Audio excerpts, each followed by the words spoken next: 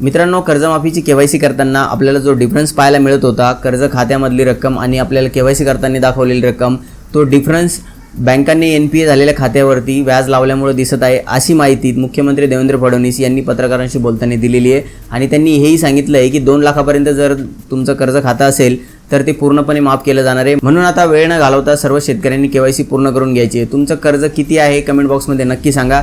आणि यांनी इथे काय माहिती दिलेली ही क्लिप मी आता समोर लावतोय। NPA असताना देखील बँकांनी त्याच्यामध्ये व्याज लावलो, पण ज्यावेळेस बँकांची आमची चर्चा झाली त्यावेळी बँकांनी 2 गोष्टी कबूल केल्या। एक, NPA वरचं व्याज ते कमी करतील, ते काढून टाकतील, आणि दुसरं कर्जमाफीच्या दरम्यान अकाउंट मध्ये पैसे येणं या दरम्यानच्या कालावधीचं व्याज ते काढून टाकतील। त्यामुळे अकाउंटमध्ये जरी व्याज दिसत असलं तरी बँकांनी त्या व्याजाशिवाय कर्जमाफी मान्य केलेली आहे। आणि म्हणून आम्ही जी कर्जाची रक्कम आहे ती बँकेत भरतोय आणि व्याजाची रक्कम बँक स्वतः त्यातनं काढून घेणार आहे। काही लोकांना कन्फ्युजन असं होतंय की आमचे जास्त पैसे अकाउंटला दिसत आहेत, म्हणजे आमच्यावर जास्त कर्ज अकाउंटला दिसत आहे आणि त्या मनाने आमच्या अकाउंटला कमी पैसे आले। काळजी करू नका, 2 लाखापर्यंतचा जो अकाउंट आहे या अकाउंटला पूर्ण पैसे आम्ही देणार आहोत।